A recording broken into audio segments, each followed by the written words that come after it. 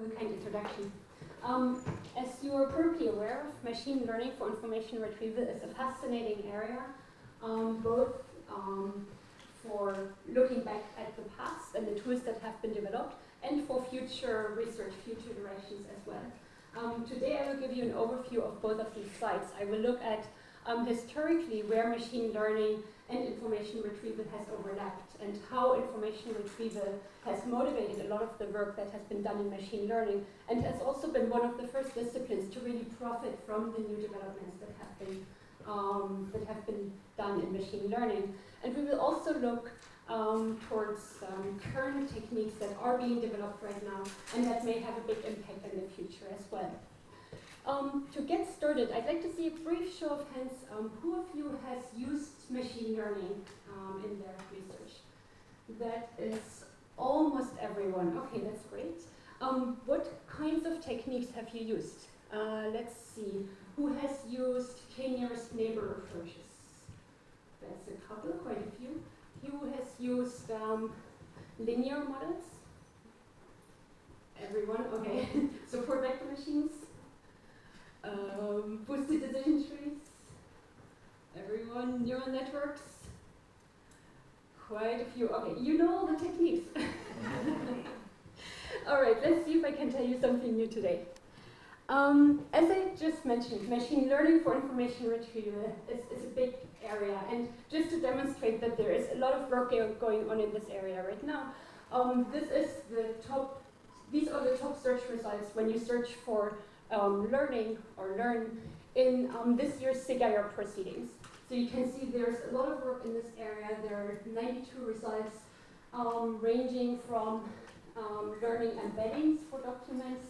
There's a big kind of cluster of papers in this area, to learning to rank, to using machine learning approaches for intent prediction and recommendation. Apart from the academic impact and the work that's been done there, machine learning has had a huge impact on practical information retrieval systems and continues to have a huge impact there.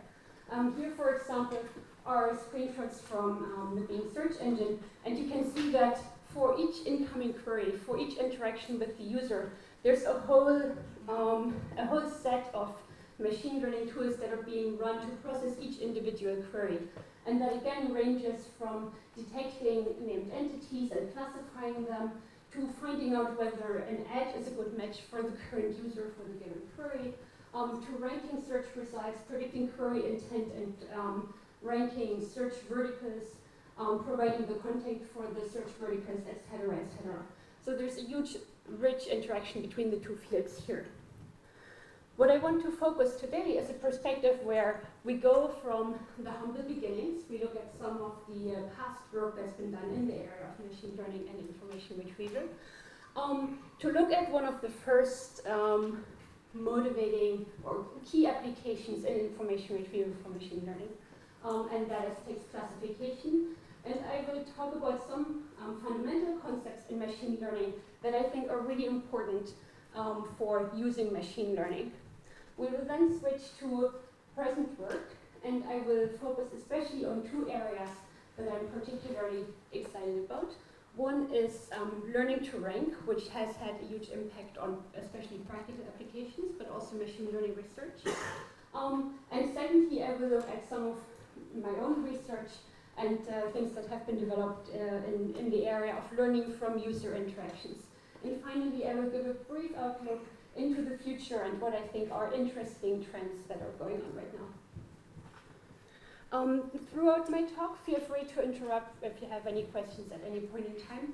I try to address it both to beginners and more advanced. So if there are concepts that you haven't heard about, please feel free to ask. But also there should be some advanced pointers in there. So even if you are very familiar with machine learning, there should be something new to pick up. So let's start by looking at the past. I think one of the main reasons why machine learning and information retrieval has become such a success story from the start was that information retrieval had really a kind of a killer app for machine learning techniques. There was a a task that people were doing manually that was just waiting to be automated by machine learning approaches. And that was text classification. So if you were to walk into a library 100 years ago, for example, this one, which is a beautiful library in the Rijksmuseum in Amsterdam, you would see that there are librarians very busy doing text categorization. So that means they had their huge library catalogs, and for each new incoming document, for each new book, they would classify those documents according to the subject descriptors that they used for organizing, cataloging all the knowledge that they had in those libraries. So you would have thousands and thousands of books and documents, and all this manually work assigning them to the right categories, so that later when the book was cataloged, they could easily go and retrieve it by the subject descriptors. So someone, a user would come into the library and tell the librarian what kinds of topics they were interested in, and then they could go back to the catalog, and by those concept labels or subject categories, they could retrieve those documents. And this was all a very work-intensive manual process. You're probably familiar enough with classification to see that this is a perfect match for text classification approaches. And here's one of the very early papers that really demonstrated how useful machine learning techniques could be for automating this task. This particular paper was published at CGIAR in '92, which apparently was in Denmark. And it was the 15th CGIAR conference, so we were already well into the history of information retrieval. And Masant and his colleagues looked at classifying news stories using memory-based reasoning. Their key insight was that you could use memory-based reasoning, also known as k-nearest neighbor approaches, to automate this very time-consuming manual labeling process. So they really point out that their approach does not require any manual topic definitions, and instead they learn the topic definitions from labeled examples, from labeled data that they already had available. So very briefly, here's an example of the kind of training data they could use. Because so many librarians and others had already labeled the data, they could just go and grab some of the documents that had been prepared. So this is an example from a news classification setting where editors would assign subject codes to new incoming news stories. For example, here we have a story about Daimler-Benz and buying some Hitachi data system disk drives, and then human annotators had suggested the codes up here, and you can see the detailed descriptions of those codes down here. And they found that they could automatically learn the concepts or the terms that were associated with those topics from that annotated data. And their system here in this example predicted 11 of the 14 category labels correctly.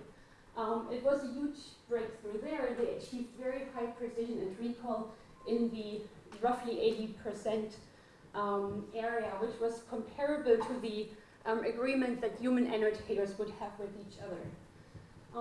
Their approach was fairly straightforward. So as I mentioned, they used the k-nearest neighbor approach, which simply means that they use a feature representation of documents.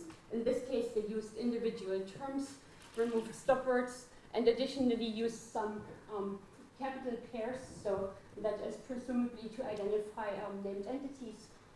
They simply used the Euclidean distance between the residing feature vectors, and then they still had to define some number k of nearest neighbors that they would average the results over. And they showed that with, for example, 10 nearest neighbors, you could get very accurate predictions.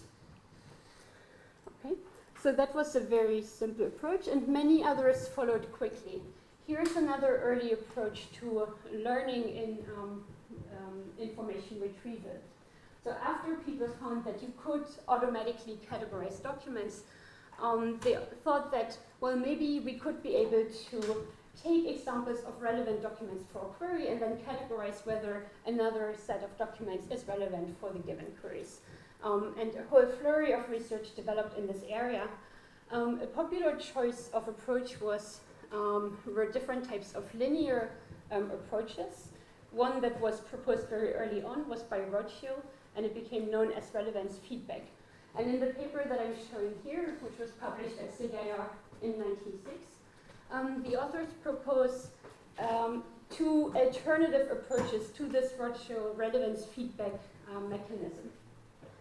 So as I mentioned here, they focus on linear classifiers, and I very briefly review those in the next slides. And their main insight or claim is that using new linear classifiers that had been developed in the machine learning community, you could actually get performance guarantees. So there was some insights that show that by learning those classifiers, you could actually converge to the correct labeling.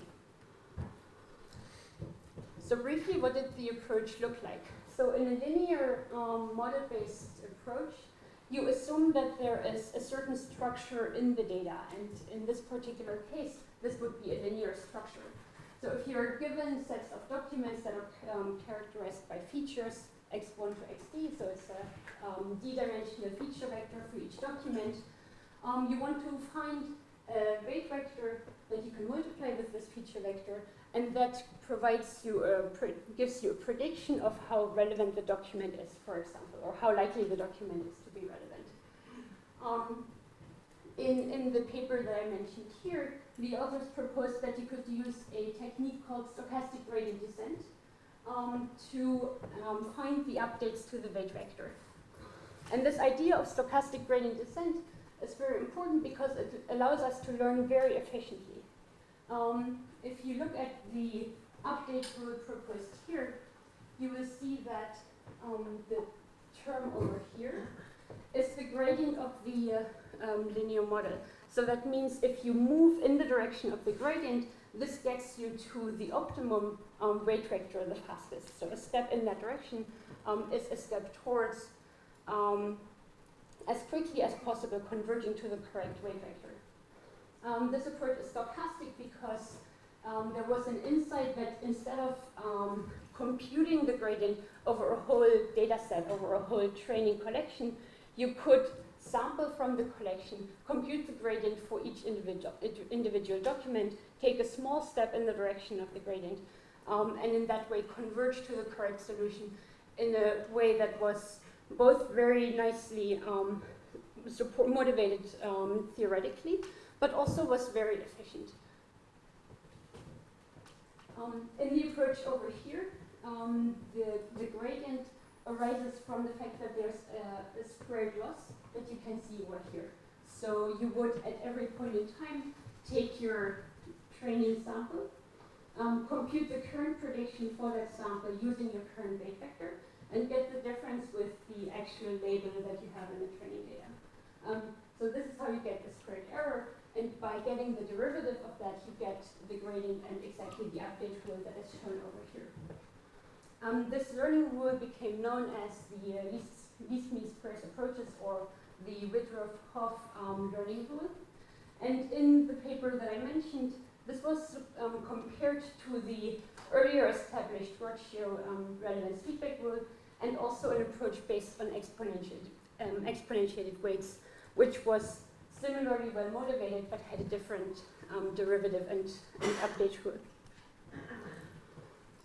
The results over here showed that these theoretically well motivated approaches performed really well in comparison with the Roccio algorithm.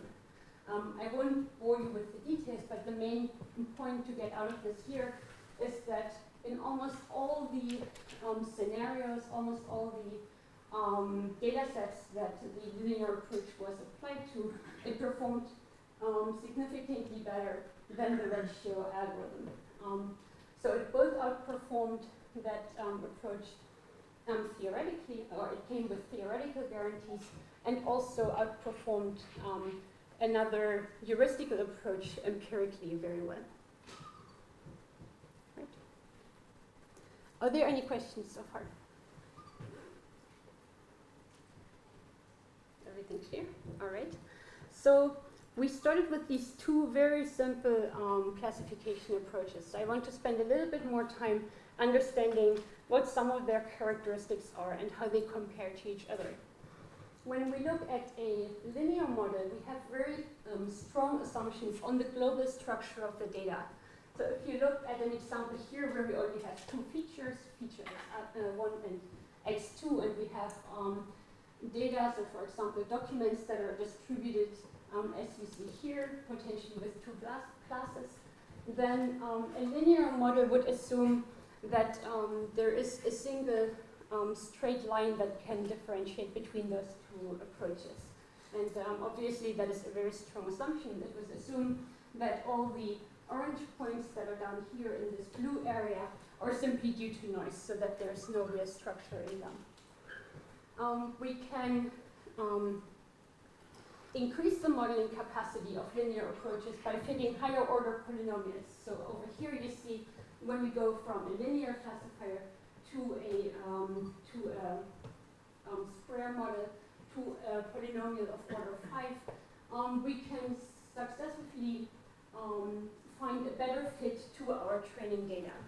So over here, there would be a larger squared error, for example, than here, and over here, the squared error would go completely to 0. In comparison, if we look at a k-nearest neighbor approach, we don't have a global assumption about the structure of the data, and instead we make assumptions about the local similarity between items. And there's some amount of smoothing that we can apply. So if we assume that each point is only similar to the one that it is closest to, then we would end up with the one nearest neighbor classifier. And you can see that the decision boundaries here would be very highly fragmented. So if you are, if you find a new data point over here, you would label it orange, or let's say relevant. And if you just slightly move it in the direction of feature 2 in this example, you would come to a different conclusion. You can apply some amount of smoothing by increasing the number of k-nearest neighbors. So for example, if you have 15 nearest neighbors, you average over a lot of the data points that are similar to the one that you want to classify, and you get a much smoother decision boundary. So here, if we use a small k, this is kind of comparable to the setting where we fit a very high order polynomial in the linear case. If we use a large k, then this is more comparable to the setting where we have strong modeling assumptions, where we assume a lot of smoothness in the data. Now we have all those choices. We can decide what order polynomial to fit or how many nearest neighbors to use for our classifier. How do we know which one to pick? Any ideas? Who's awake?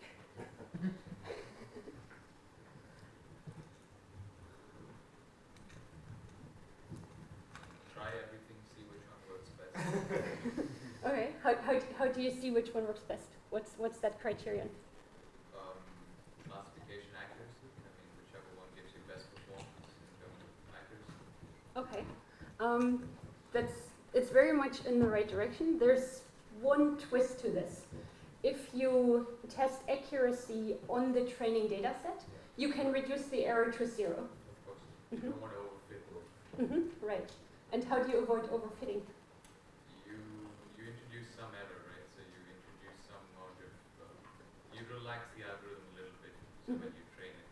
And yeah, you introduce some amount of error.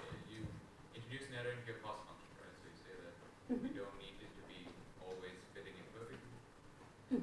Right. So there's a kind of a bias variance trade-off. So you can find a model where the bias is 0. So you can find a model that perfectly fits your training data and where the error is essentially 0.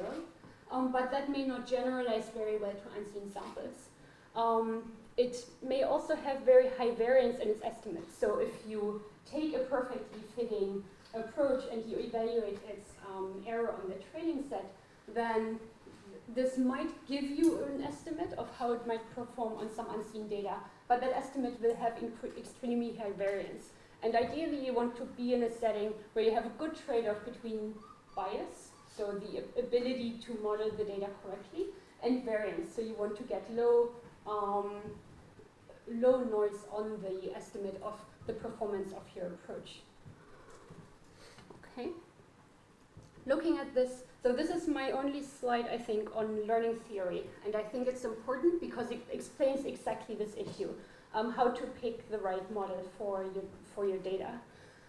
The goal when we apply machine learning, the only reason why we apply machine learning to anything is that we want to generalize to unseen data. We already know the labels on the training data, so what we really want is to take new samples, apply our approach, and have some guarantee or some peace of mind that our algorithm will actually give us the right decision, that it will make the right choice. There is something called the generalization error, and that measures exactly this, the ability of a machine learned model to generalize to unseen training data. So it's simply defined as the error of some hypothesis or model H over here. And this is the probability under the distribution of our data that the prediction of our model will not match the true label, right? So this is, if you evaluate this on some new data set, it's simply the average the average rate at which your model would make a wrong decision. Okay? And this is what we're really interested in. However, when we fit a machine learning model, we usually minimize its training error. So we maximize its performance on the training data that we have available. So we have the empirical error or training error, which is defined empirically. So it's epsilon hat, which shows that this is an estimate of the error of a given hypothesis. We average over the samples we have in our training data. So M is the size of our training set.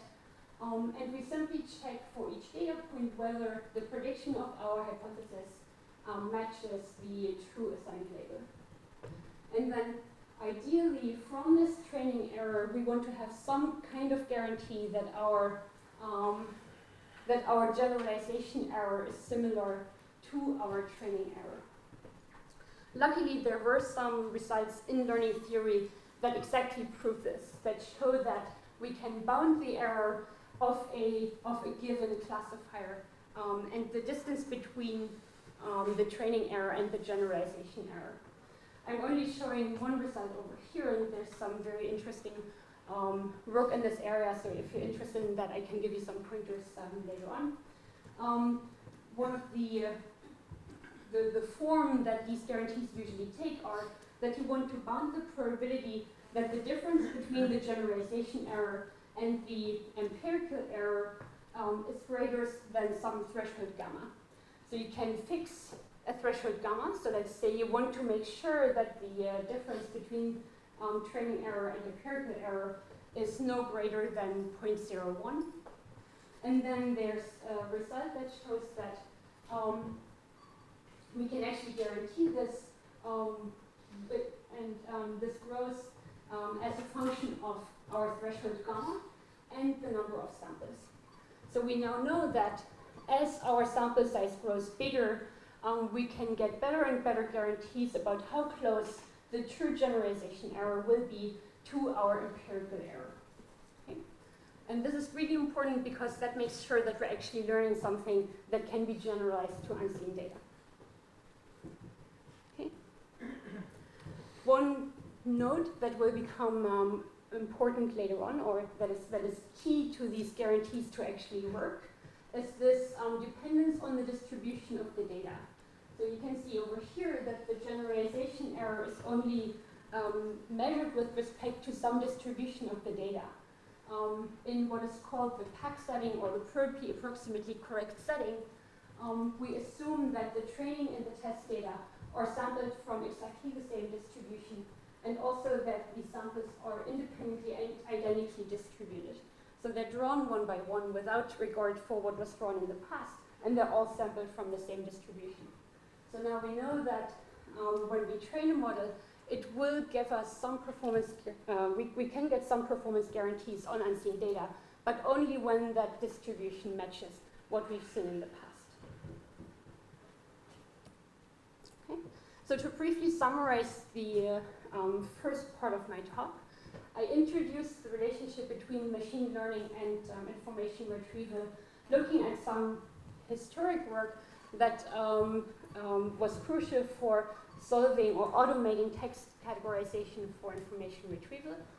We looked at the difference between model-free and model-based approaches, and also looked at the relationship between the empirical and generalization error and the assumptions that make machine learning work. Today, as you know, there's a wide range of supervised machine learning approaches, and many of those are part of the standard toolkit for IR researchers, and most of you have used those in the past.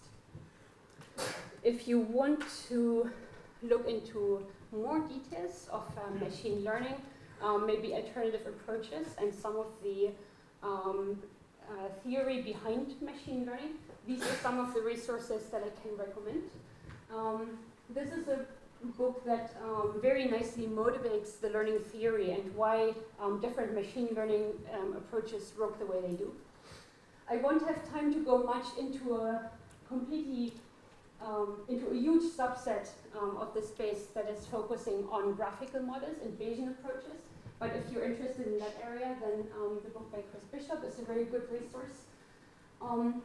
A really nice course for brushing up your knowledge on machine learning is the machine learning course in Coursera. And there are a lot of tools that are freely available online. Many of you might have used scikit-learn in the past. So this is an implementation of many machine learning approaches based on Python, and it's one that I like to use a lot. Before we get into the present, are there any questions about the past of machine learning and IR?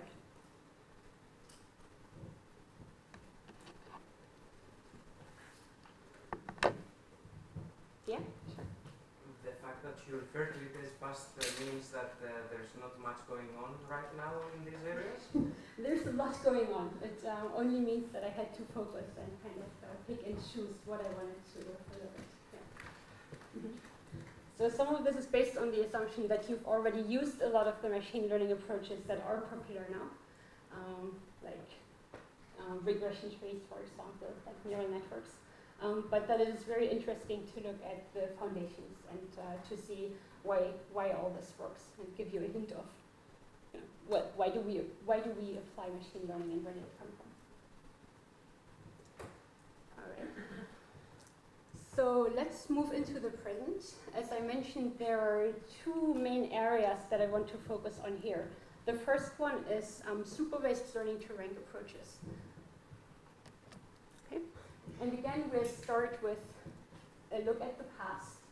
This paper is by Bruce Broft, who you might have heard of. He's one of the most well-known researchers in the IR community, and he is having a long and illustrious career. He published a paper in 1981 at, I think that would have been the 4th SIG-IR conference. And in this paper, he pointed out that it looks like there is no single most effective search strategy. So at this point, people had proposed several approaches for ranking documents or retrieving documents for a given query.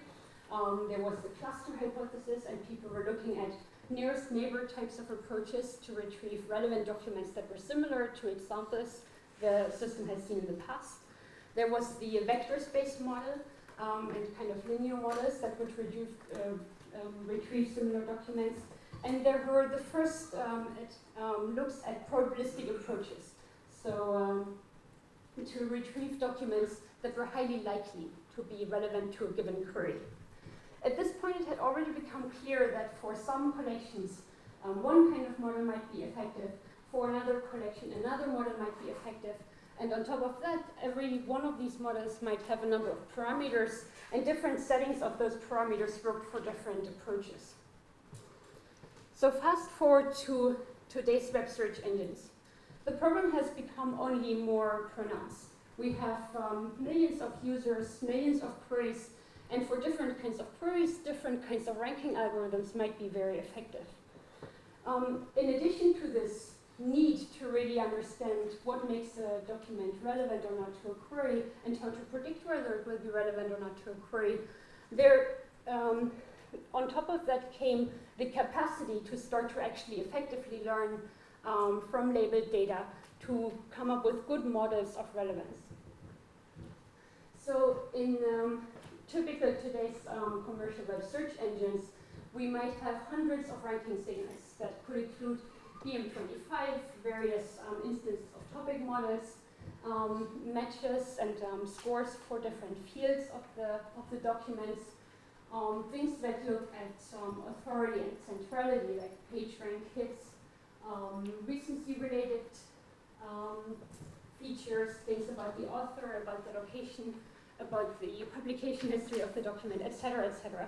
So this might go into the hundreds of ranking features. On top of that, we want to optimize the combinations of those ranking features for different kinds of queries. So there might be different combinations that work well for head queries or very frequent queries. There might be different ones that work for spiking queries that are only coming up in the past couple of hours, for example. There might be something news related. There might be queries related to artists, TV shows, science, navigational queries, etc. There are literally thousands of different types of queries, and for each of those, we would have to find a different combination of those ranking features to optimally retrieve the right documents for the given query. And as you can see, it's impossible to do this manually.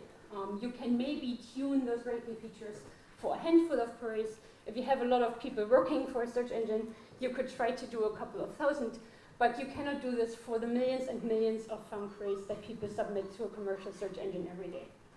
So this means that we really needed to use machine learning for this task.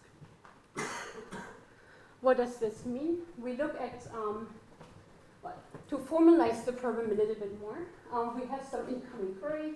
This is compared to sets of documents.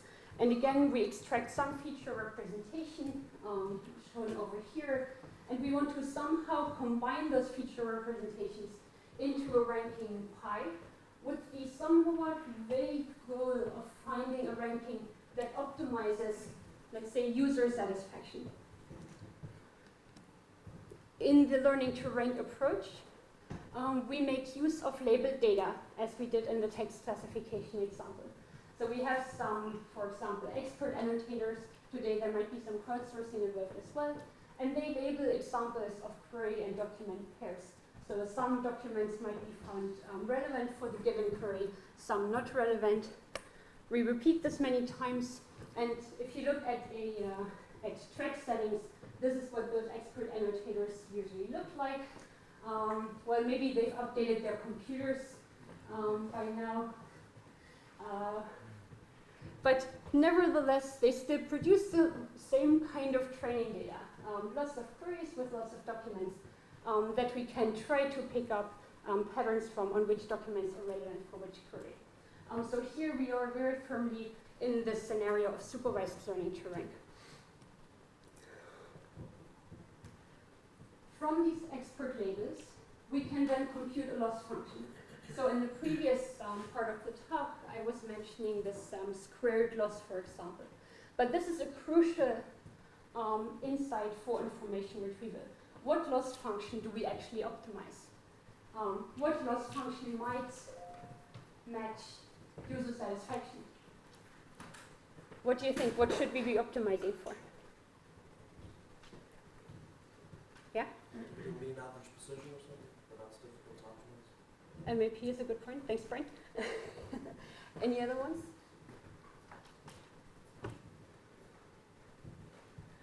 What other IR metrics have you heard about during this week?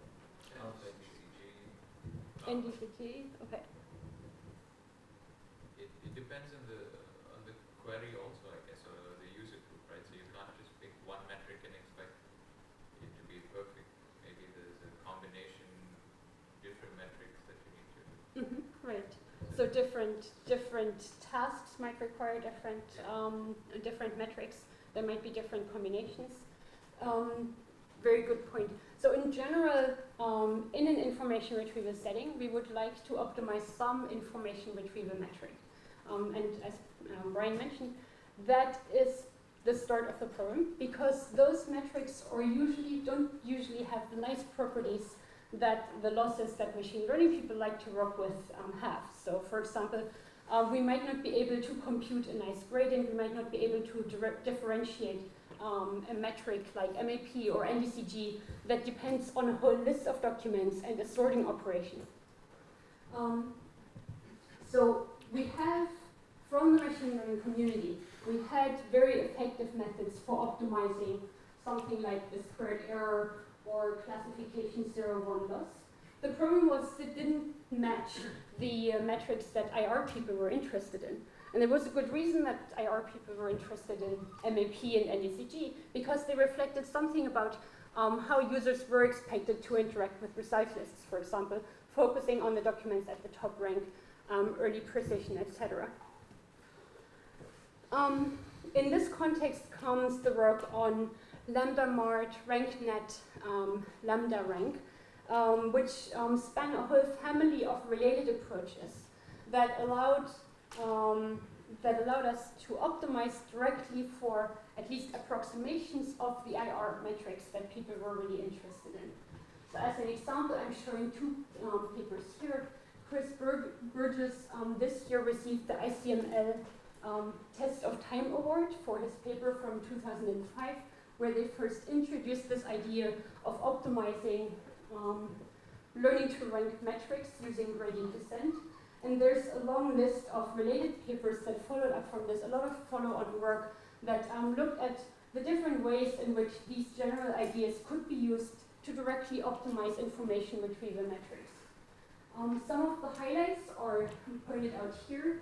So the main problem is that IR metrics are usually, or IR measures, are usually non-differentiable.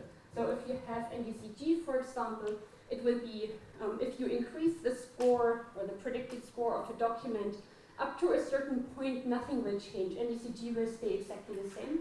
So there's a big flat area up to the point where the score of the document actually passes another document. So two documents flip, and at that point you have a discontinuity where NDCG jumps up or down by a certain amount. But this is a metric that is horrible to optimize.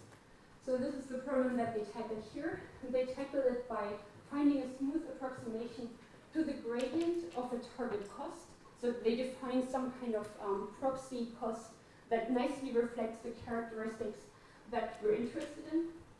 And the key idea here is that you can define rules, so-called lambda gradients, that only show how the target metric changes as the score or predicted score of a document changes. And I've tried to summarize how that works in one slide. So let me take some time to walk you through this. The first insight came from Burgess et al.'s paper on optimizing RankNet using gradient descent. They introduced a smooth cost function that reflects the difference between two documents and their scores.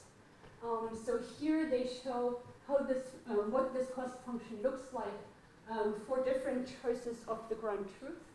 So if, for example, the ground truth says that two documents are equally relevant, then we would have this cost that is optimized when the score difference between the two documents is 0. So there's equal probability for document I being shown above document J and the other way around. As ground truth increases, so for example here, we know that document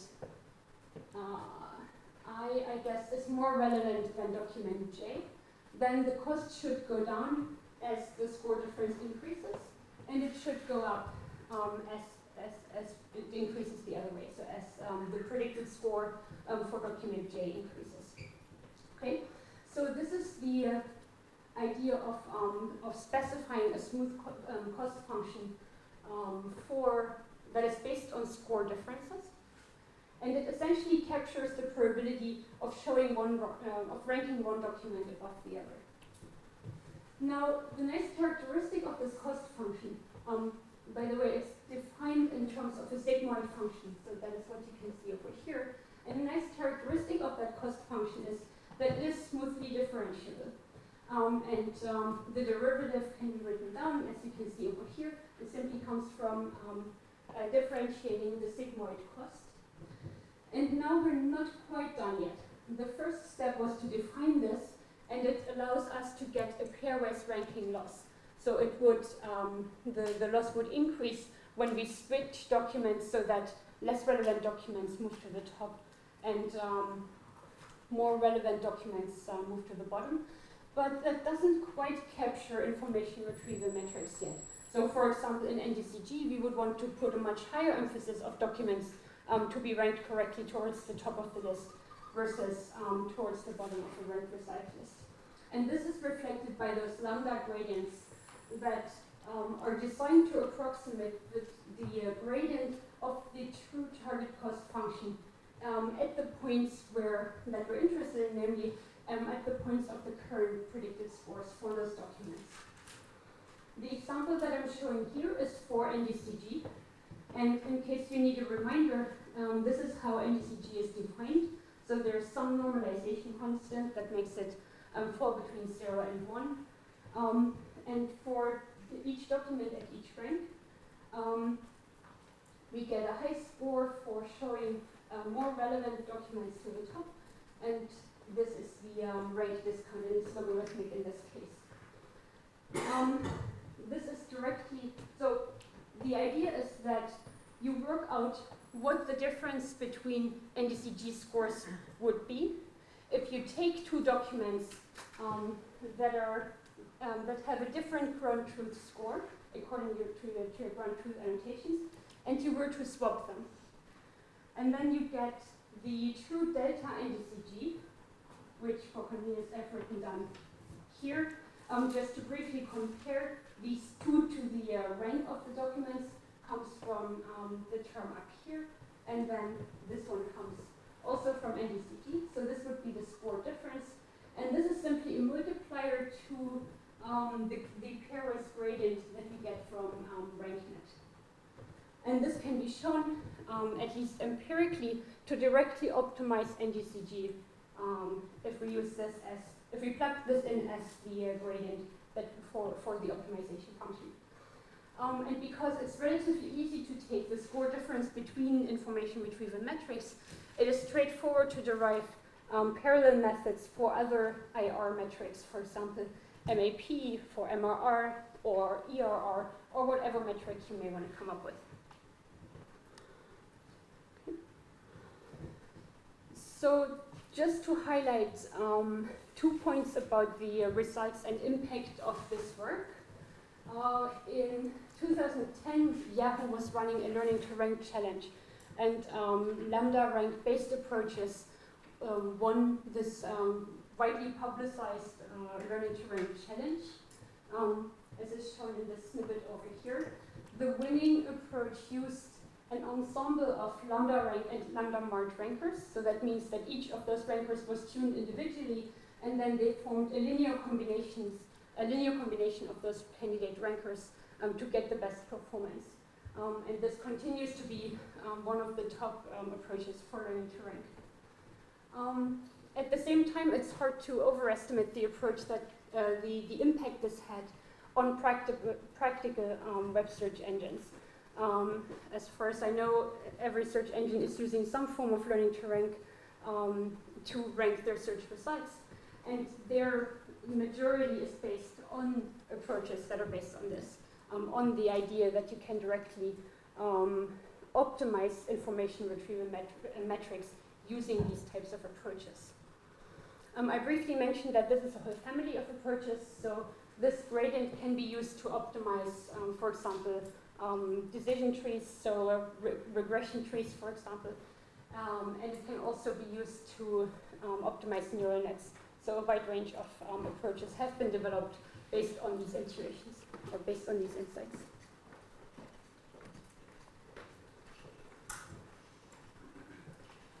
Any questions about learning to rank?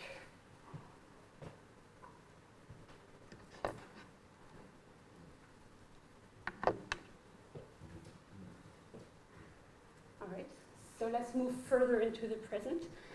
In the second part of this section of my talk, I want to move towards learning directly from user interactions.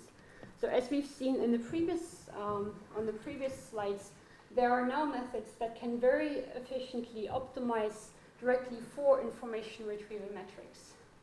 The question is, with our goal in mind of optimizing user satisfaction, is that actually what we need to optimize?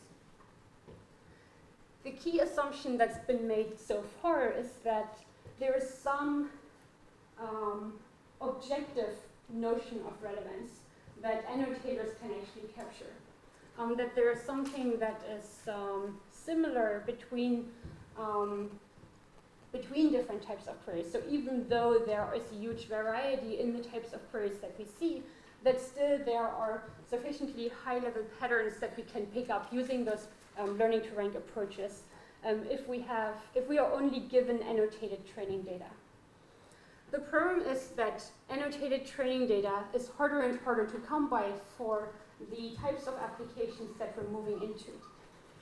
One insight there is that a user's context can have a huge impact or a huge effect on what the right document would be at the right point in time. So if I searched for weather yesterday, I wanted the weather in London. When I searched for today, I want the weather in Thessaloniki.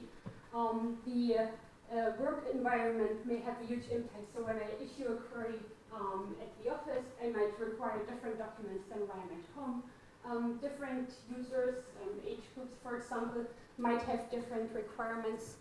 And we're getting into the scenario where we have thousands and thousands of different types of information needs, and it becomes harder and harder for an expert annotator to actually guess what the user was looking for when they issued a particular query at a particular point in time from a particular location.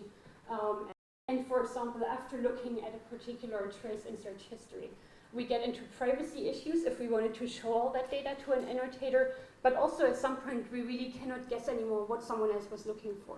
So the only authoritative source of labels at this point is the user.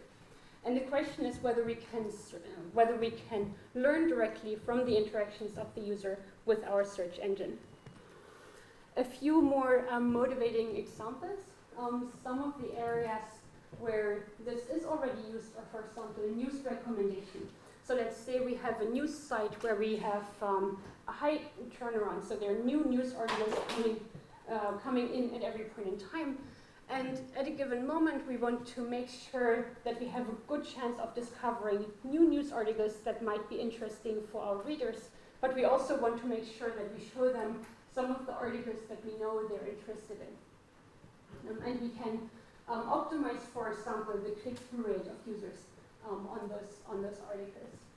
Another scenario might be online advertising. So we might want to tune our advertising system to really reflect the interests of the users and whether ads would be a good match for them. And finally, in web search, we may want to adapt our search results to really show the right results at the right point in time in the right context. And there we might want to optimize some measure of search satisfaction. We can look at this online learning to rank scenario as an interaction cycle between the user and the search engine.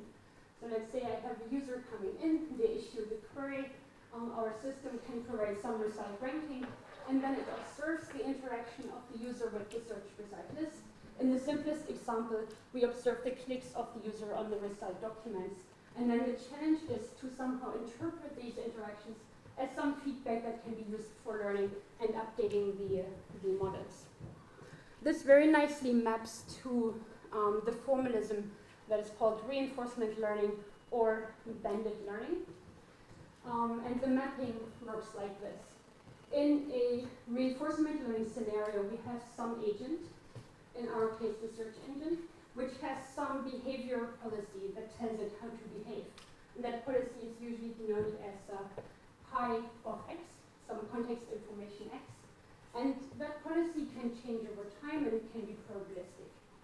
The search engine or the agent decides what action to take given its current policy for the context. Okay, I should have started over there. let's start again from the environment. The environment produces some contexts that are distributed according to some unknown distribution. Let's say this is the distribution of queries. We produce this context provided to the agent. The agent acts according to its policy pi of x to determine what results to show. So those are the actions over here. Shows that back to the, provides this to the environment, and then the environment provides some kind of reward signal over here. Now the goal in this kind of interactive setup is for the agent to take actions that maximize some notion of cumulative reward, which is usually formalized like this. So as we move through time, so this could run for an infinite or previously unknown amount of time, we want to maximize the sum of those rewards that we observe for an action A. And this discount factor here just ensures that there's some more emphasis on actions that are in the near future as opposed to actions that go in the far future. And you can interpret it as some probability that the interaction between the search engine and the environment might stop at some point in time. Okay. So as I mentioned, a formalism for this has been developed, and there are some approaches that actually address this problem. But there are a couple of challenges that I want to point out that we need to address in order to solve this problem. First of all, there are the standard kind of bandit or reinforcement learning challenges. The first and most well-known is that we are now in the setting where we only observe partial feedback. So in comparison to the supervised machine learning scenario where we were provided with an IID sample of labeled training data, here the agent has to take actions in order to discover the labels or in order to discover the reward that it might get for some actions. This means that the agent needs to learn through trial and error, and it induces an exploration-exploitation trade-off. So at every step in time, the agent could just relax and take the action that is optimal according to what it's learned so far.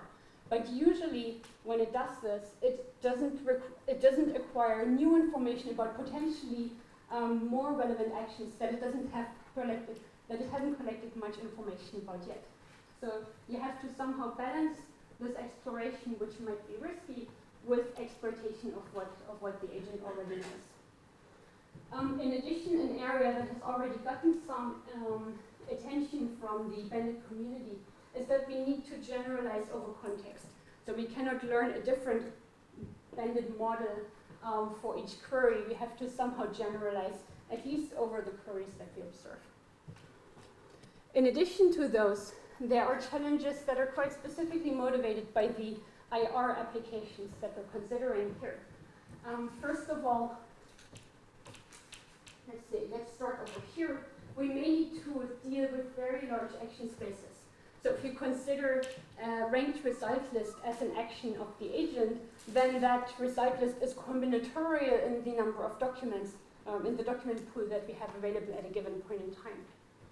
In addition to that, the reward signal is usually not as nicely available as is usually assumed in bandit algorithms. So we may need to infer feedback from very noisy, biased interactions between the user and the search engine. And a popular way to model this is to use relative feedback. So here's a quick overview of the types of approaches that have been developed for addressing those scenarios. I'm starting with so-called multi-armed or K-armed bandits. These have, these essentially explore over individual actions. They very nicely isolate and address the explore-exploit trade-off that I mentioned, but they cannot generalize effectively over contexts. They cannot typically work with relative feedback. You might formulate them in a way so that they can deal with large action spaces. So if instead of exploring individual documents you explore over individual rankers or ranking functions, then that would be a way to generalize over action spaces. So there's some way to make this work. Looking at dueling KR bandits, these were specifically motivated by the need of information retrieval applications to work with, for example, relative feedback. So in addition to the characteristics of KR bandits, these approaches can additionally work with relative feedback, for example, interleaved comparisons, which I will very briefly outline in the next couple of slides. The need to, in addition, generalize over context led to the development of so-called online learning to rank approaches. These are hill climbing approaches that don't specifically trade off exploration and exploitation as bandit approaches do. So the exploit trade-off here is only addressed implicitly. And another limitation is that the models that they form are only linear, or they're restricted to linear models, linear combinations of the ranking features. However, they are able to address relative feedback, and they can deal with large action spaces by forming linear combinations of ranking features, for example. The next type of approach is contextual bandits. And the key motivation here was the desire to leverage the supervised machine learning approaches that had been already developed. So supervised machine learning is amazingly effective at generalization. That's exactly what it's used for. But it cannot deal typically on its own with exploit trade-offs. This is the combination that comes out of the work in contextual bandits. However, before the work that was focused on information retrieval, they could not deal with relative feedback, and they had a hard time working with large action spaces. Yeah? Could you please elaborate a bit on the requirements of generalizing across context in relevant feedback? It's probably in the previous slide, actually. But Yeah, I'll go into more detail on 3 of those approaches. So I'm addressing those actually on those slides, but if you have still any questions after that, let me know. the question was exactly what do you mean? Oh, what do I mean? Across Okay. context. Generalizing across context is, if you remember, in supervised learning to rank, document query pairs were represented by feature vectors.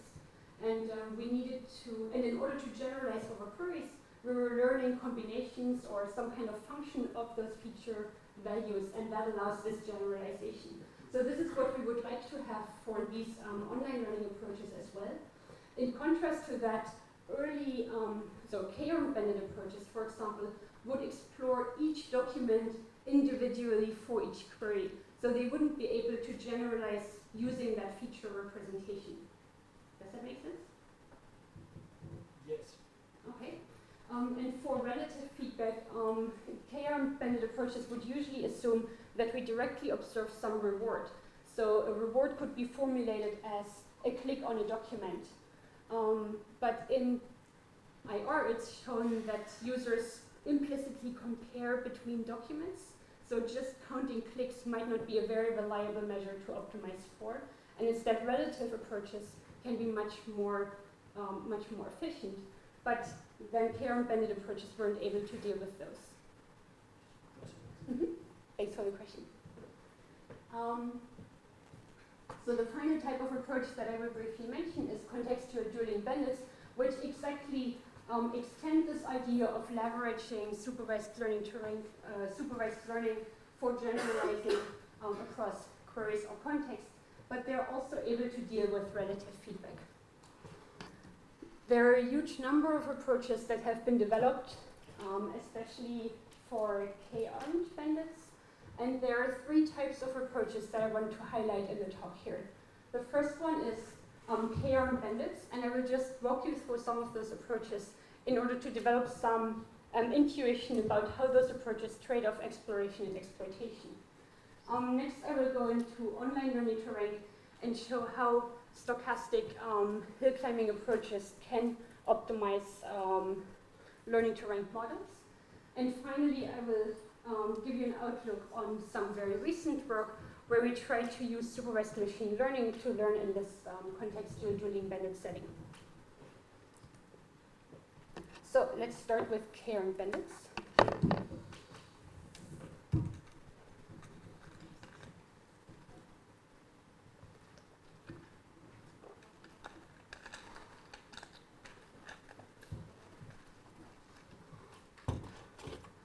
So let's see. Who has heard of care and bandits before? Just to show of hands. Very few. Okay, so I spent a little bit of time motivating the problem. The reason that they're called care or multi-armed bandits comes from this analogy with slot machines. For example, in Las Vegas casinos, these machines are called one-armed bandits, and in order to play, you put in some money, you pull the handle, you get some kind of reward money that is sampled at random from the reward distribution of that slot machine. Now imagine someone told you that one of those slot machines has a much higher average reward than the other ones. How would you decide what to put your money on? How would you decide which machine to play?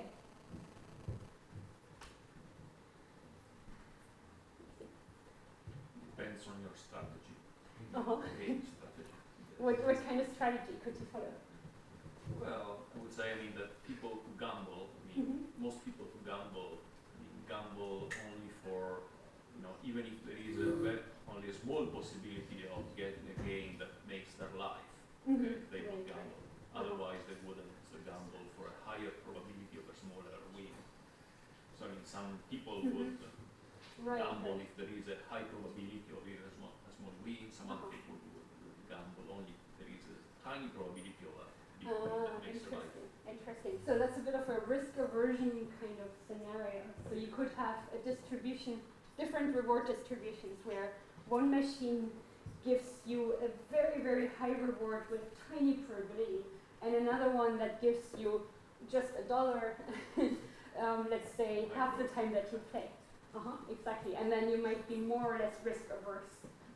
There might be some psychological factors involved as well. All right. Some approaches of how this is treated in the bandit literature are outlined here. So as I mentioned, these are, I put these here in order to gain some intuition on how approaches trade-off exploration and exploitation. A very popular and simple approach is epsilon greedy. The idea there is that you define one parameter, epsilon, which tells you with what probability you should explore. And then with probability, that should be 1 minus epsilon up there, you take the greedy action. The greedy action is defined to be the action that maximizes your current reward estimate.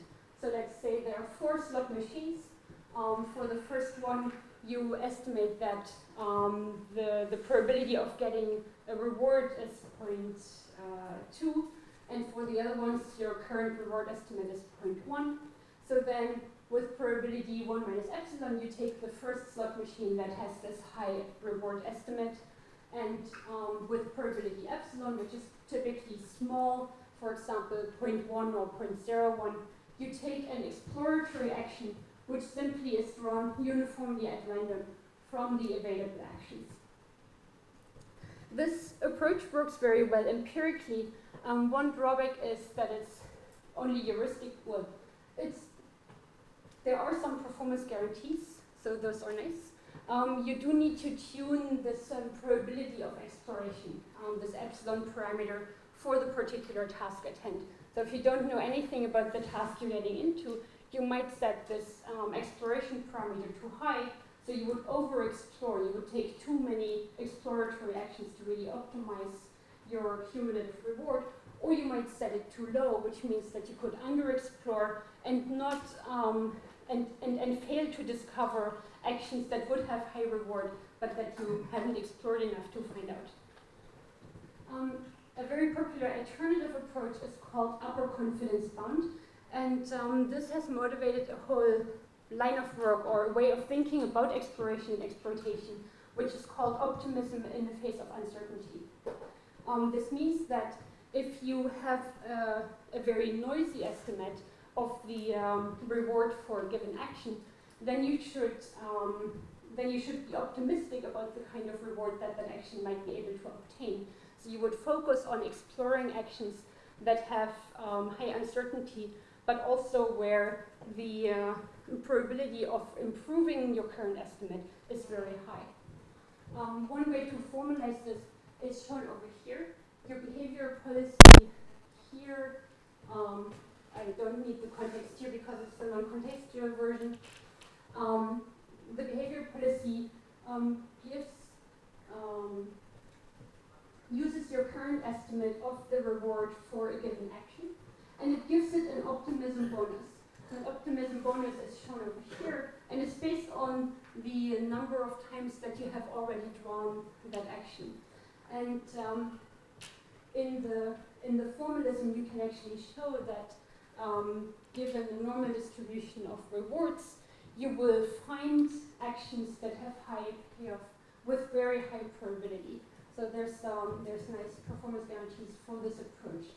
Intuitively, this means if your current reward estimates are all the same for the different actions you have available, but one was drawn less often than the other ones, then its confidence bounds would be larger than those of the actions that you have already explored more.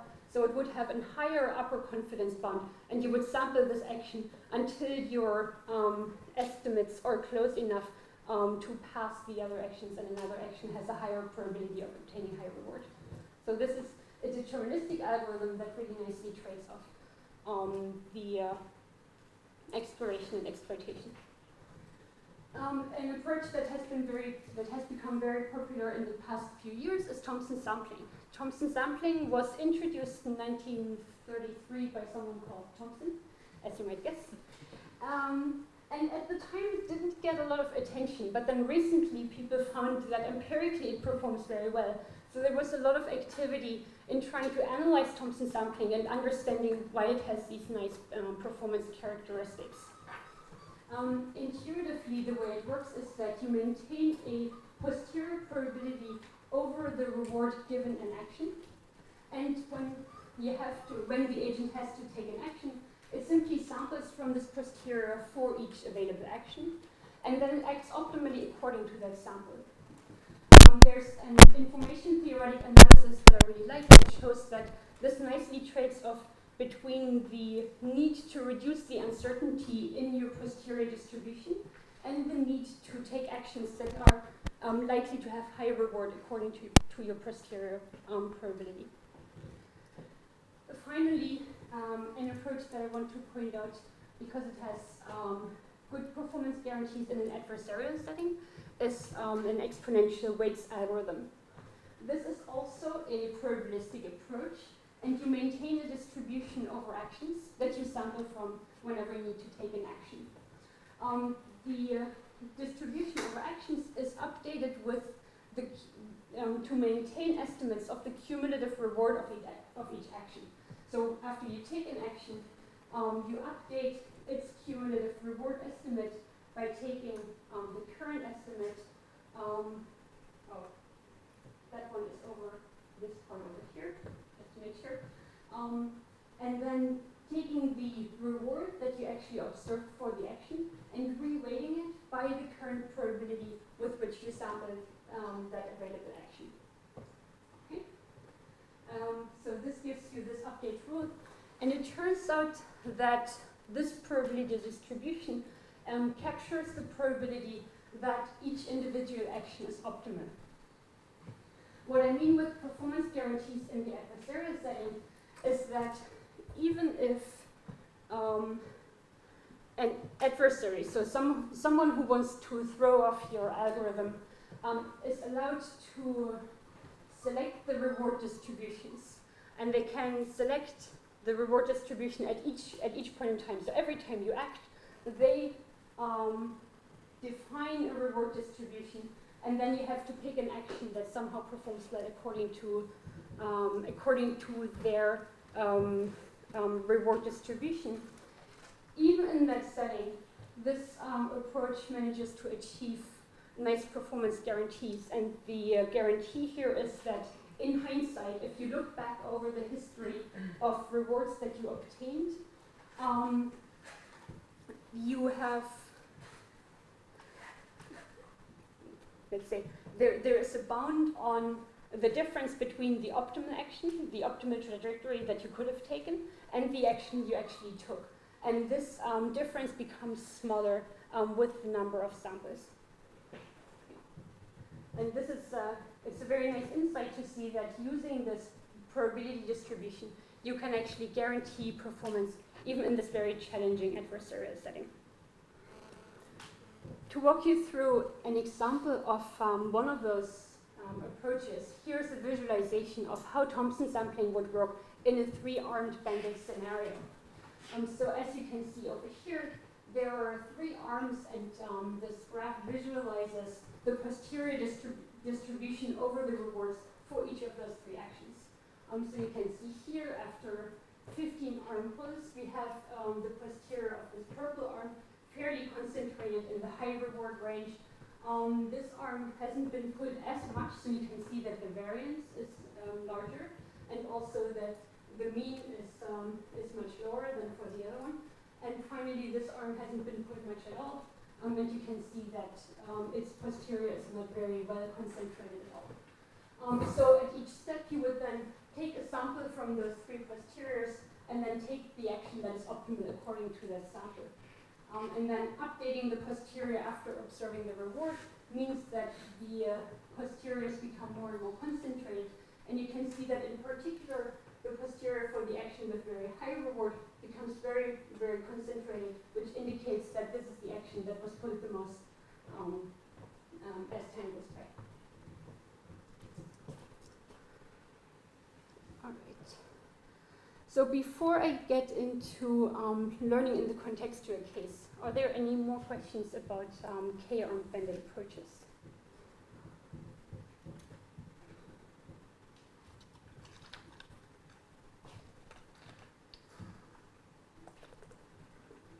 Do you usually start with like a uniform distribution of actions? I mean, if you have no prior knowledge, so you start with uniform and then you start varying.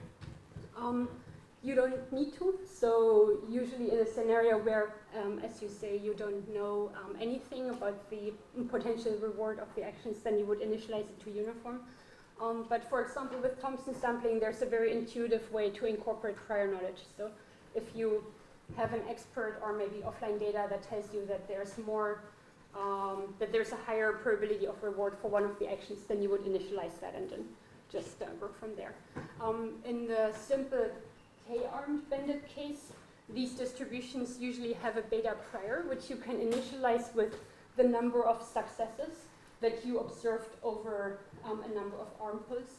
So you have this very intuitive correspondence that if you think, well, maybe half the time I get a reward, half the time I don't, then you just initialize those counts accordingly.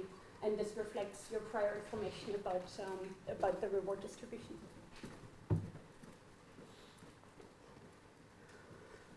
All right, so now these K-armed banded approaches work very well in settings, as I mentioned, like news recommendation, where you have a clear correspondence between an absolute reward signal that you can observe, for example, the absolute number of clicks, and where you have a small number of actions that you don't need to generalize across. As I mentioned before, there are 2 key issues that need to be addressed in order to be able to apply these kinds of approaches to the wider information retrieval setting. First of all, we want to generalize over queries or other contextual features. So instead of exploring each arm individually, we want to somehow take into account how they correlate with each other. And a very intuitive way to do this is to use the feature representations that I showed for the supervised learning terrain scenario earlier. So we can assume that the problem is formulated like this, where at each point in time we are provided with a context vector or context matrix that gives us some information about what the reward structure is. And then we have to discover those rewards from interacting with the user, and we have to learn to generalize over the rewards. Oh, apologies for the figure over here. The second issue that I already mentioned is that we need to take into account relative feedback. And in this case, I'm assuming that we're working with interleaved comparison signals. Actually, if you haven't heard about interleaved comparisons before, just a brief,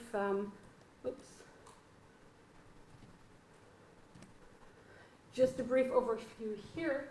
Interleaved comparisons mean that we try to construct an interleaved result list that allows us to draw conclusions about likely preferences of a user for one result list versus another.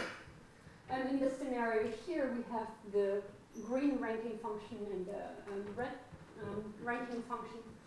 And in order to infer feedback from the user, instead of showing just one result list to the user at a given point in time, we construct a combined result list where, let's say, document 1 was selected according to the ranking, to the green ranking, and document 2 according to the red ranking. We show this combined ranking to the user and then observe clicks on the results.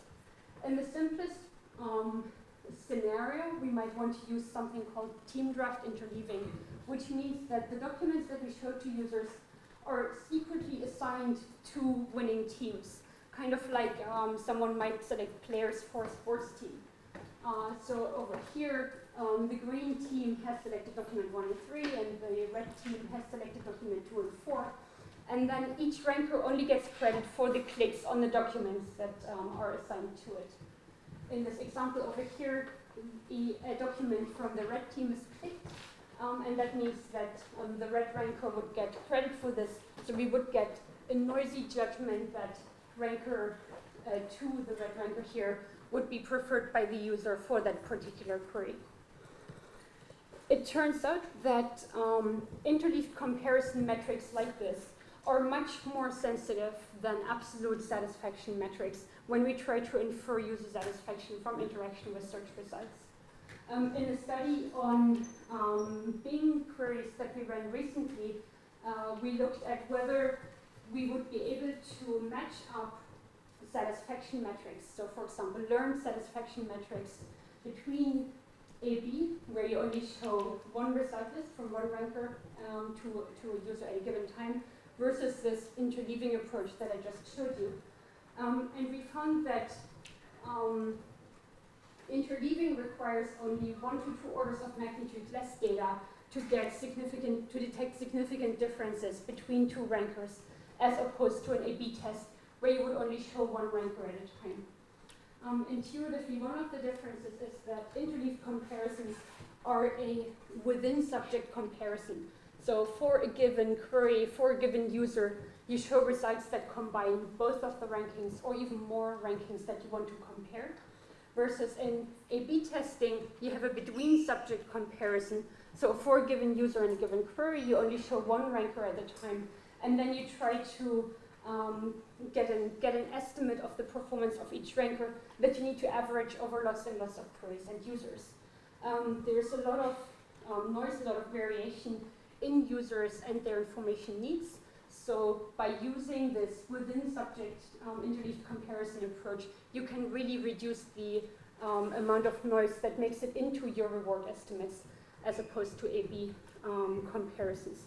So this relative type of approach is a very nice way of inferring which of two rankers a user would prefer. The problem is that before we started looking into this, people hadn't really looked at learning from this kind of pairwise signal. And this is something that online learning to rank is addressing. There are 3 insights that make online learning to rank work. And this is, let's say, a hill climbing approach based on an interleaved comparison method and a so-called dueling banded gradient descent approach that were proposed in the past. And let me briefly walk you through this. As I already mentioned, the approach we want to work with would have to be able to work with relative comparisons. And I just walked you through one variant of how interleaved comparisons could work. we get from this a noisy signal that is only on the list level, so we don't get a comparison between documents.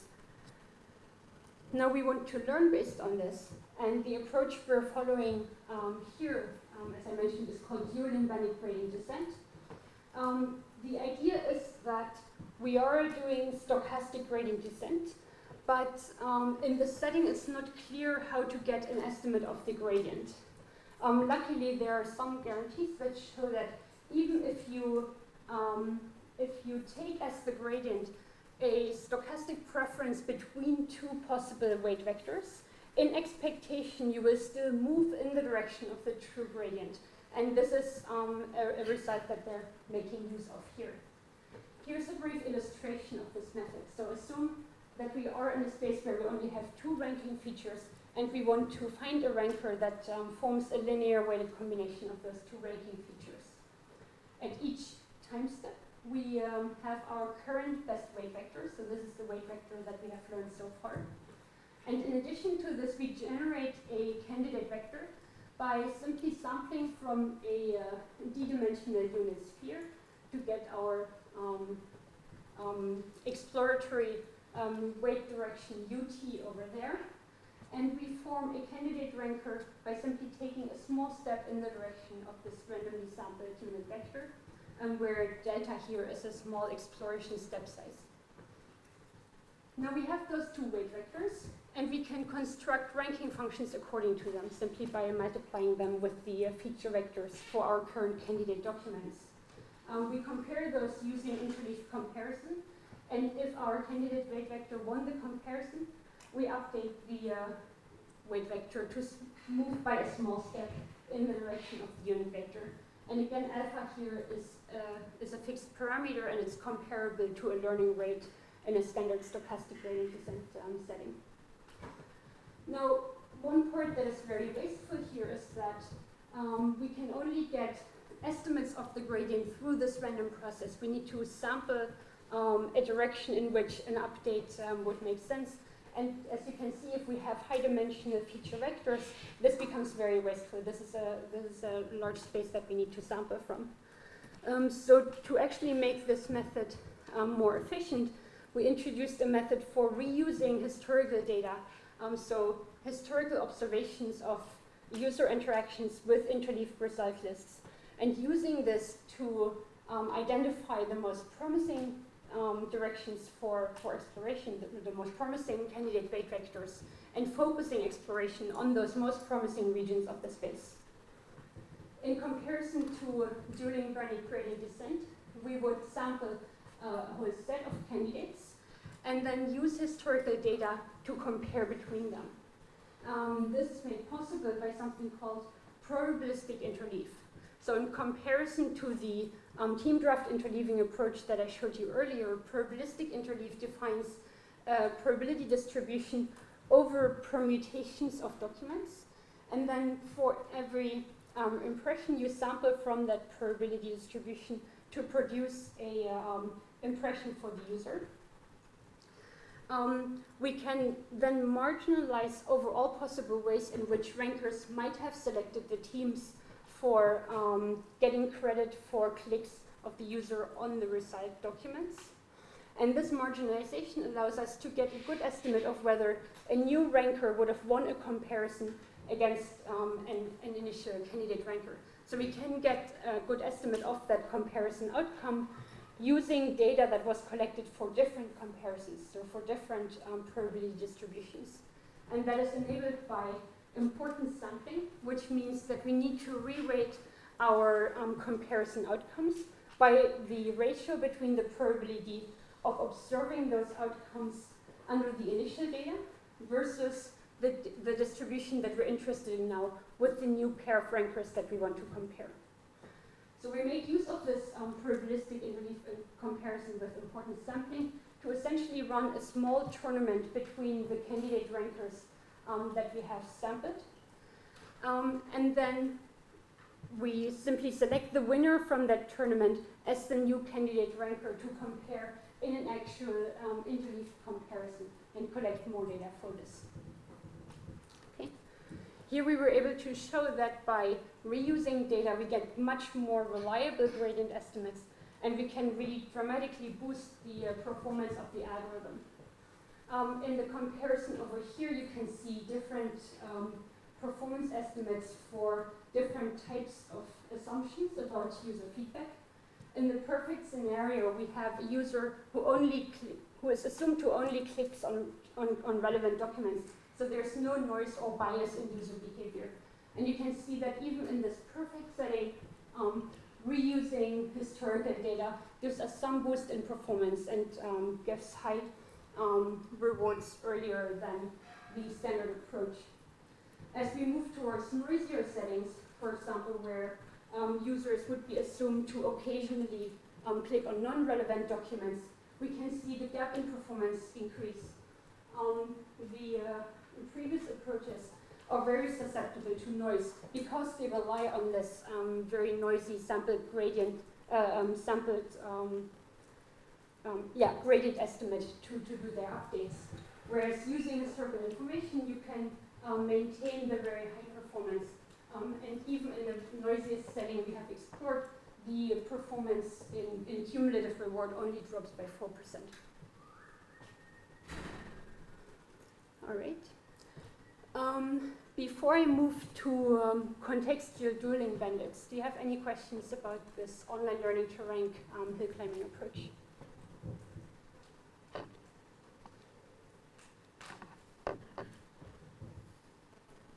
All right. Then we move on to contextual dueling bandits. So as I mentioned, with the previous approach, we are now able to generalize across contexts or queries using the feature representations, but we're only able to form linear weighted combinations. So we're restricted to linear models. The motivation in this work was to try to leverage the whole power of supervised machine learning for generalization. The intuition here is to collect data using an exploration-exploitation setup, transform the collected data into a supervised learning problem, and then regularly retraining on that supervised learning problem to generate a new behavior policy that we can then again use for collecting feedback. And at the same time, we wanted to make use of the relative feedback that we saw for the previous approach. The intuition here is that we can play two bandit approaches against each other. And this can be exemplified here by what's called a game matrix. And this comes from a relationship between the approach that is proposed in this paper and game theory. The idea is that instead of having a single learner, a single agent that responds to the user requests, we have two agents that compete to satisfy the user's information need. They compete to show the best ranking to the user at a given point in time. And then we can understand what kind of solution this competition leads to. And it turns out that that has very nice characteristics. So if we look at this problem of playing two bandit approaches against each other, we get a game matrix like this, where we have a row player and a common player. And let's assume for now that we are in the dueling k-armed setting, so we only have 4 actions or 4 rankers to compare to each other. And this game matrix tells us the probability, it's a renormalized probability of one agent winning against each other depending on the pair of actions that we draw. So it's renormalized so that we have a score of 0 when the probability of winning is exactly equal for the 2 players. So if both decide to play action 1 in a given round, then we just flip a coin to randomly see which agent would win the comparison. If the row player plays ranker 1 and the column player plays ranker 2, then we would here expect the column player to win with slightly higher probability. And we would expect a loss reversely when the column player plays ranker 3. Okay, so you can see how this matrix defines the whole reward structure, the pairwise reward structure, given a sample of action A1 and A2. Now the tricky part is that this reward structure is not actually known to the agents. Otherwise, we could just define a strategy that is likely to lead to winning a comparison. But because we don't know this, the agents have to simultaneously discover the structure of this matrix while focusing on playing actions that are likely to give them good performance. If we were in a setting where this matrix is known, this would exactly define a zero-sum game, which is a concept in game theory. And this concept actually helps us understand what kind of solution the algorithms we came up with found. So very briefly, to motivate the problem, in the contextual dueling bandit setting, we want to learn from partial relative feedback. So for example, interleaved comparisons, as I showed before. In the non-contextual setting, that would work like this. So in each round, we select two actions, let's say A and B, by the row player and the column player, which are sampled from the k available actions. We compare those two actions in a duel, and we observe the outcome. So for example, +1 if A beats action B, and -1 if B beats A. And then our goal is to select the best action. We also want to look at a given context, so we want to generalize across contexts X and X. And then those actions A and B would be drawn by the current policy of the row and the column player, given the current context. Okay. Because we have this relative comparison, what was not really clear beforehand is how to even define the best action. So if all you can observe are relative comparisons, then how should you figure out what the best action or the best strategy would be? And in the work that I'm discussing here, we actually introduce a new solution concept, which is called the von Neumann winner. And it's the first such solution concept that is actually guaranteed to exist in this setting. The second problem is that we want to use context effectively. So there we extend the von Neumann winner to the contextual bandit setting. And this allows us to reduce the problem to a supervised machine learning problem so that we can leverage effectively that the tools that have been developed here. To motivate the solution concept, I want to start with a solution concept that has been proposed frequently in the past, that is based on the so-called Condorcet assumption. In the Condorcet setting, we would assume that for each action A and B, there is some, sorry, let me rephrase that. We assume that there is a single action that would beat all other actions in comparison. So this means that if we look back at this game matrix here, the Condorcet assumption would require that there's an individual action that beats all other actions when it's played against them.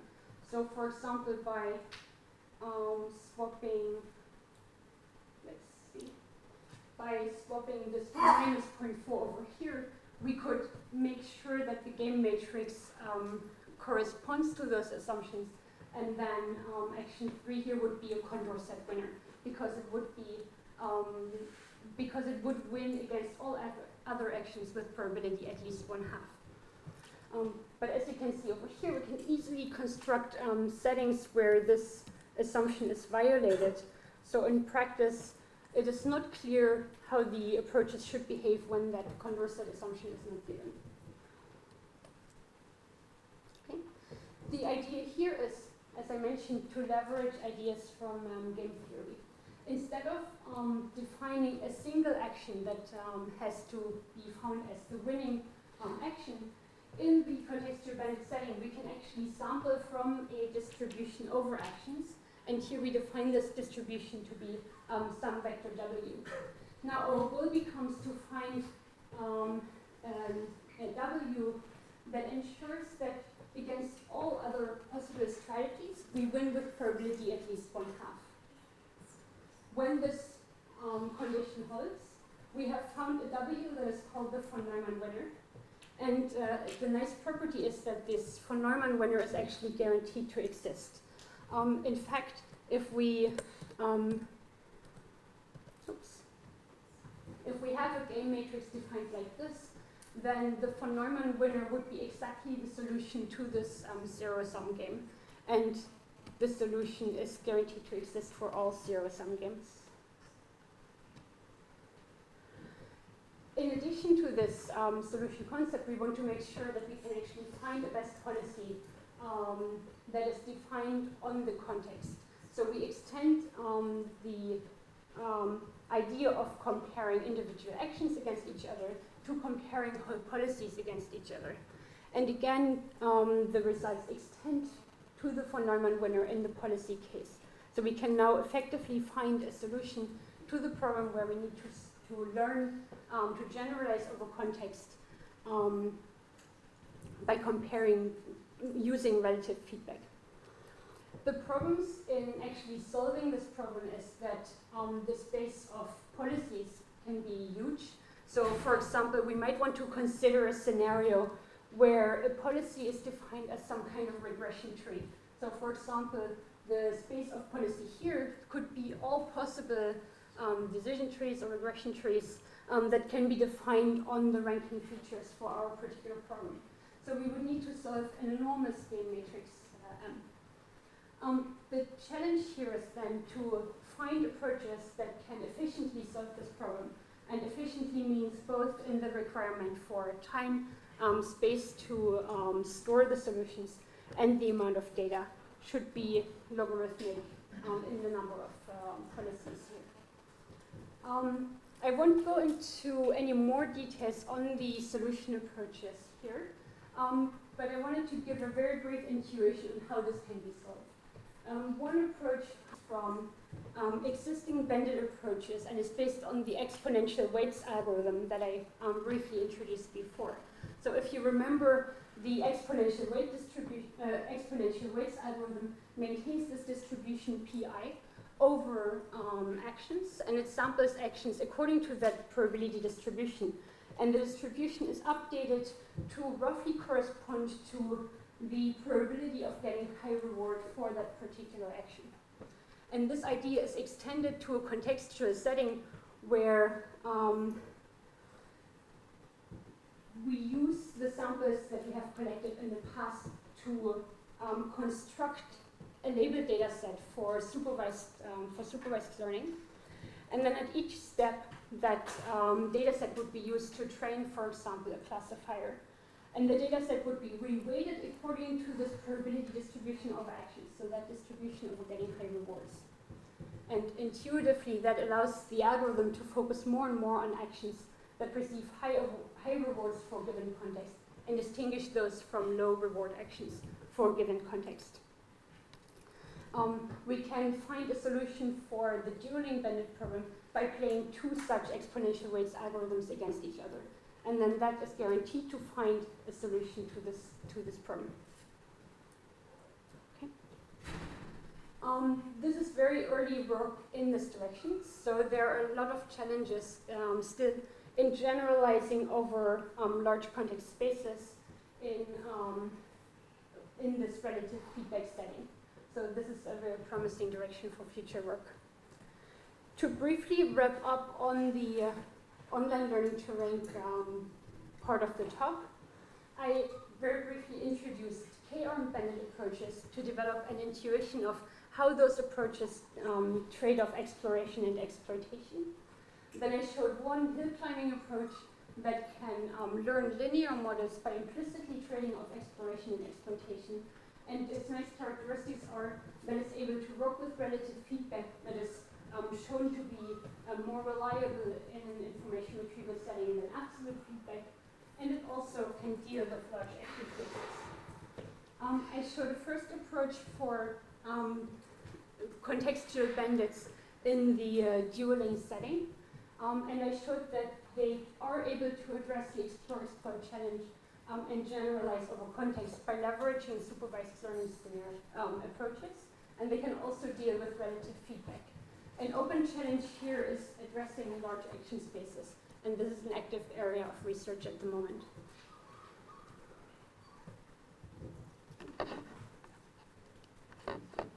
In the talk here, I could only give you a very brief overview of some of the directions that are exciting in this area of learning directly from user interactions. So here I'm listing a couple of directions for reading, for following up, in case you want to follow up in this direction. Two standard textbooks are the Reinforcement Learning introductory textbook by Richard Sutton and Andrew Bartow. Looking more in the learning theory and game theory and bandit kind of approaches is this book by Nicola Cesabianchi and Lou Russo. And that is called Prediction Learning and Games. I didn't have time to look at K-armed dueling bandit approaches, but recently, motivated by the need of information retrieval applications, there was a lot of work in this area, and one example is shown over here. There are also more recent approaches on overviews of bandit approaches and bandit theory. One with a quite theoretical approach is by Sebastian Bubeck and Cesar Bianchi. An alternative view that I haven't gone into much detail is by Leon Boutou and colleagues. And they look at this online learning problem as a problem of counterfactual analysis and reasoning. So they look more at the problem of understanding how decisions of an agent or of a system affect the distribution of data that we observe further down the road. And they propose to model this using graphical models like this and structural equation models in order to allow them to reason over the properties of those dynamical systems. And this allows them to counterfactually adjust a system's parameters. Counterfactually here means that we want to make decisions that optimize system performance for a scenario that we couldn't actually observe. So if we collect data in a system using a current setting of parameters, then we want to somehow use the data that we have collected to draw conclusions about what would have happened if we had used a different parameter setting.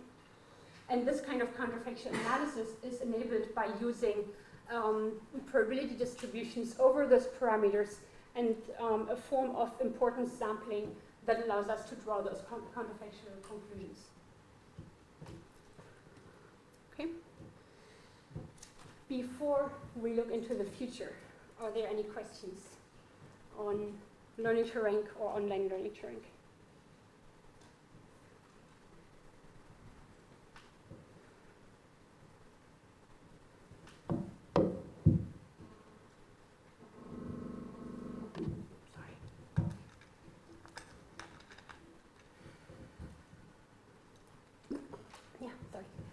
User reactions here are mainly defined as user aids, but if we consider the social media platforms, we have different kinds of user reactions, going from reactive reactions, like share, dislike, from descriptive reactions, when users generate content like reviews and comments.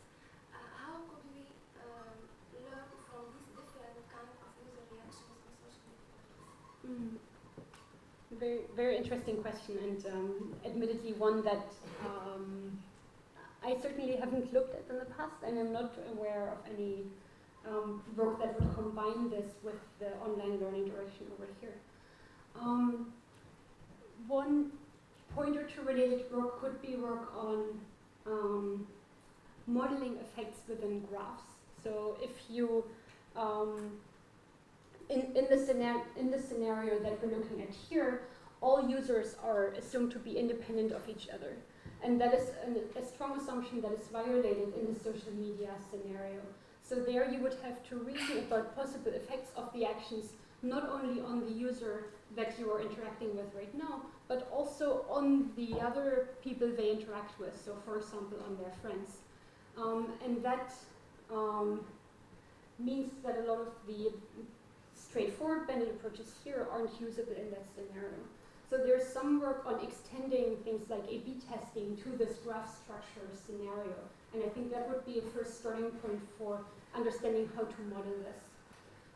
It becomes a very interesting problem if you want to simultaneously discover properties of the path, of the graph or of the social media platform, while maybe conducting interactions, maybe doing interventions that might give you higher reward, maybe a higher user engagement or something like that. And that's a very exciting open direction for future work. Any other questions? Talking about directions for future work, here there are obviously many different directions, and I'm sure you will come up with a lot of directions that I haven't thought about before. Here are just a couple that I'm particularly excited about at the moment. Looking back at supervised machine learning and the relationship to information retrieval, two directions that are kind of complementary to each other are first structured learning or structured prediction on the one hand, and representation learning on the other hand. Interestingly, those approaches could be quite complementary to each other. The first one, structured learning, has looked at, for example, bottom-up approaches for modeling relationships between items. And there's been a lot of work in developing graphical approaches for doing that. And for example, having prior distributions over graph structures that have certain properties. And learning in that setting allows us to discover the structure underlying some data set. For example, inducing hierarchies or relationships between different items. And this type of approach could be used for example, inducing concept hierarchies or explicitly modeling knowledge about certain concepts that we have in document collection. And an example of the kinds of structures that can be induced using those approaches is shown over here in this image. Bottom-up kind of approach that also tries to capture structure in some way is the work on representation learning. So there was a huge challenge in machine learning even today is that we need to construct expressive features that capture something about the relationship between our observations, so for example contexts X, ranking features, and the output variable that we're trying to model. Representation learning has recently shown huge success there, so you've probably heard about deep neural network approaches and how they have been able to perform very competitively, beat the previous state of the art by a huge margin in, for example, image recognition. The power of those approaches lies in their ability to work with very low-level representations and automatically construct effective feature representations for those learning tasks. So in image recognition, they're able to use raw pixel images and construct higher-level features, for example, edges or spatial relationships between parts of the image that are very informative for the classification task at hand. In natural language processing and IR, we see the first applications in this area, and there are some follow-up papers from that even at this year's SIG-IR, and I expect this to become only more and more active over the coming years. Two early pointers here are by Mikolov and Huang. Mikolov and his colleagues looked at distributional semantics. So this means looking at the relationship between words and their neighboring words and defining the meaning of a word by the terms that they co-occur with and by the contexts in which they are used. And the idea of distributional semantics is quite old, but what is new is that we can now effectively learn representations from that. For example, in their work, they were able to show that you can effectively learn relationships between, for example, countries and their capitals, and that they have very nice distributional characteristics that corresponds with how we interpret those concepts semantically. Huang and his colleagues developed something called the DSSM model, where they used this kind of approach for ranking documents for a given query. The quest here is to come up with representations of documents, queries, potentially users and other components of the information retrieval problem, and finding effective representations that correspond to how we semantically interpret those, so that we can go beyond simple matching of strings, for example. Looking at the interactive learning for IR's problem, this area is still very recent, and we're only starting to see approaches in this area, and we're seeing the first few applications of those. An area that is, or a type of approach that is already applied in practice is this k-on-banded approach. There's relationships to sequential decision making, and in the scenario where we don't have context, we have a reliable feedback reward signal and a relatively small number of actions, those approaches are well understood and are applied in practice. Moving forward, a challenge is to come up with efficient approaches for generalizing across context and large action spaces, as I mentioned before. We have some first approaches for actually dealing with this, but it's still a huge open area for future work. A second part that I haven't mentioned so far is the problem of modeling long-term or sequential dependencies. If you remember the schematic that I showed earlier, what I assumed so far was the so-called banded assumption that subsequent contexts or queries generated by the user would be independent of previous interactions with the system. So this very nicely corresponds to a scenario where each new context is generated by a new user, so that those queries are independent of each other. But it breaks down when we look at sessions or longer-term interactions between the search engine and the user. First work trying to address this comes from Grace Young and Mark Sloan and their co-authors. They look at how to formulate the whole information retrieval feedback loop as a reinforcement learning problem. But what is not very well understood so far is how to actually learn in the face of uncertainty. So a lot of their approaches currently rely on knowing, for example, which documents are relevant for a query, and then using dynamic programming approaches for optimizing trajectories through a document collection. Learning this automatically from interactions with the user, dealing with uncertainty, that is another big open area for future research. There are also possible directions for actually developing applications for this. So if you look back at early papers from Segayar, for example, this dream of having a system that can generically adapt to the user and that can really pick up from those interactions has been around for at least 30 years. But we haven't been able to really construct a system like this.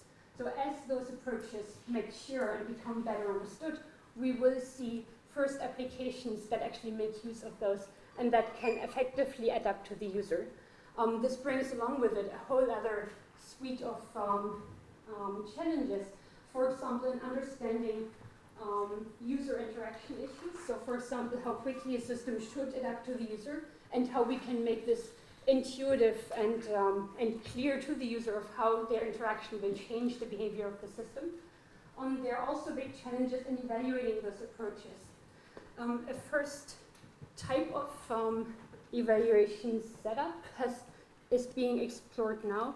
And if you are interested in working with those kinds of approaches, trying out online learning to rank methods and maybe competing against other possible approaches, there is now something called Living Labs for IR evaluation, where you get access to real queries and user clicks of users who interact with the search engine.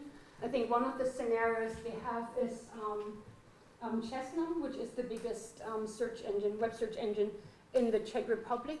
They also have a product search scenario and a internal enterprise search scenario. And if you have ideas for learning from user interactions, these are the first test beds where you can actually try those out and test your ideas. With that, I want to conclude my lecture. Thank you very much.